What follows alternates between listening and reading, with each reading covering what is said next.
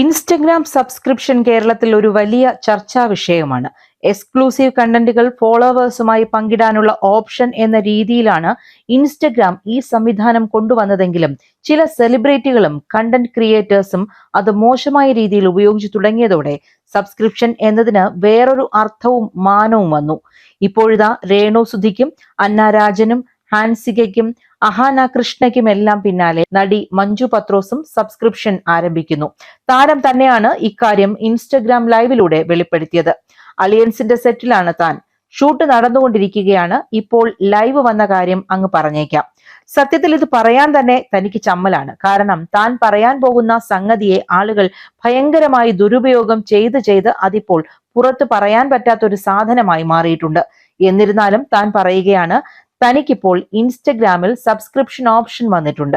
അതുകൊണ്ട് താനും ഓർത്തു എന്നാൽ ഒരു സബ്സ്ക്രിപ്ഷൻ തുടങ്ങാമെന്ന്. സബ്സ്ക്രിപ്ഷൻ ആരംഭിച്ചു എന്ന് പറയുമ്പോൾ എന്തോ ഒരു മോശം കാര്യത്തിലേക്ക് ഇറങ്ങിയതുപോലെ തനിക്ക് തന്നെ ഫീൽ ചെയ്യുന്നു. കാരണം കുറച്ചു പേർ സബ്സ്ക്രിപ്ഷന്റെ പേരിൽ ചെയ്യുന്ന തോന്നിവാസങ്ങൾ കാരണം നന്നായിട്ട് യൂസ് ചെയ്യാൻ പറ്റുന്ന പ്ലാറ്റ്ഫോമിന് മോശം ഇമേജ് ആയി ഇപ്പോൾ. അങ്ങനെ ഒരു നിലയിലേക്ക് അത് വന്നുപോയി. താനും ഒരു സബ്സ്ക്രിപ്ഷൻ തുടങ്ങുവാണ്. പറ്റുന്നവർ സബ്സ്ക്രൈബ് ചെയ്യണം. പക്ഷേ സബ്സ്ക്രൈബ് ചെയ്താൽ ത്രസിപ്പിക്കുന്ന രംഗങ്ങളൊന്നും അതിൽ ഉണ്ടാവില്ല. അത്തരം കാര്യങ്ങളോട് താല്പര്യമുള്ള ആരും സബ്സ്ക്രൈബ് ചെയ്യണ്ട. അല്ലാത്തവർ പറ്റുമെങ്കിൽ സബ്സ്ക്രിപ്ഷൻ എടുക്കണം. താൻ അതിലൂടെ പറയാൻ പോകുന്നത് അഭിനയത്തിലേക്ക് വന്ന ശേഷമുള്ള അനുഭവങ്ങളും ജീവിതയാത്രകളെ കുറിച്ചും, ചെറിയ യാത്രകൾ പോവുകയാണെങ്കിൽ അതിന്റെ വിശേഷണങ്ങളും വിശ്രമങ്ങളും സന്തോഷങ്ങളും എല്ലാം അവിടെ ഷെയർ ചെയ്യും. അതിനുള്ള സ്ഥലമായാണ് സബ്സ്ക്രിപ്ഷനെ കാണുന്നത്. പറ്റുന്നവർ സബ്സ്ക്രിപ്ഷൻ എടുക്കണം. പിന്നെ മറ്റേ കണ്ടന്റുകൾ ഉണ്ടാവില്ല. അത് ആദ്യമേ പറയുന്നു.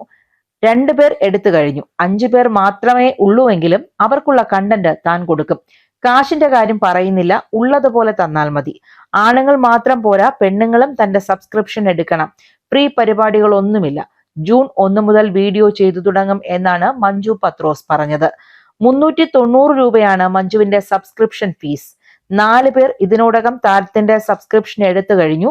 മഞ്ജു യൂട്യൂബ് ചാനലിൽ പങ്കുവയ്ക്കുന്ന വ്ളോഗുകളും ഇൻസ്റ്റഗ്രാമിൽ പങ്കിടുന്ന റീൽ വീഡിയോകൾക്കും ഏറെ ആരാധകരുണ്ട്.